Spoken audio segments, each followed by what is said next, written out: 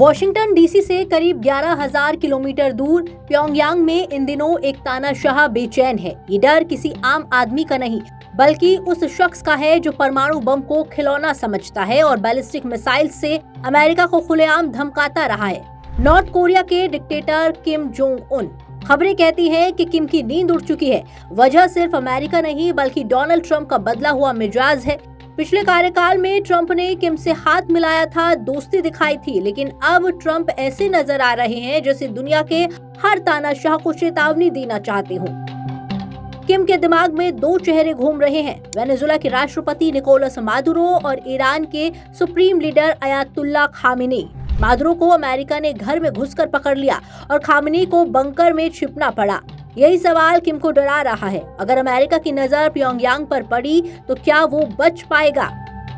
इतिहास गवाह है, जब तानाशाह डरता है तो वो अपनी ताकत दिखाने लगता है। किम जोंग उन भी यही कर रहे हैं। जनवरी में किम ने अपने पर्सनल गार्ड्स बदले, जो साफ इशारा करते हैं कि उसे अंदरूनी खतरे का डर है। इसके बाद एक साथ 4 मिसाइल्स का परीक्षण कराया गया। दुनिया को संदेश देने की कोशिश की गई, मैं अभी भी ताकतवर हूँ। एक तस्वीर सामने आई जिसमें किम अपनी छोटी बेटी के साथ बुलेट प्रूफ शीशे के पीछे खड़े हैं और बाहर मिसाइल टेस्ट हो रहा है। बॉडी लैंग्वेज बता रही है कि किम खुद को सुरक्षित महसूस नहीं कर रहे। मिसाइल टेस्ट के बाद बैठक में किम ने कहा, अब लक्ष्य है परमाणु क्षमता को चरम पर ले जाना।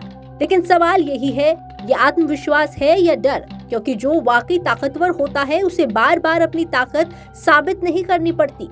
किम के डर की असली वजह है अमेरिका का वेनेजुला ऑपरेशन, ऐसा ऑपरेशन जिसकी भनक खुद राष्ट्रपति मादुरो को भी नहीं लगी।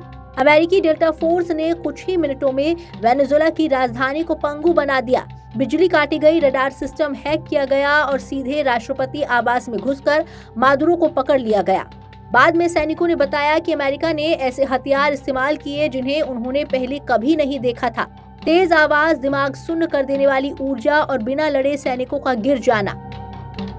ट्रंप ने खुद इशारा किया कि इस ऑपरेशन में एक खास तकनीक डिस्कॉम्बोब्यूलेटर का इस्तेमाल हुआ, जिसका जवाब किसी के पास नहीं है।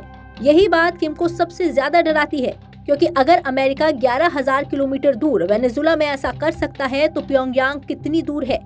सवाल ये नहीं कि अमेरिका हमला करेगा या नहीं, असली सवाल ये है क्या किम जोंग उन का डर उसे ऐसी गलती करने पर मजबूर कर देगा जिससे दुनिया एक और बड़े टकराव की तरफ बढ़ जाए। आज किम की सबसे बड़ी लड़ाई अमेरिका से नहीं, बल्कि अपने ही डर से है। ब्यूरो रिपोर्ट, जी मीडिया।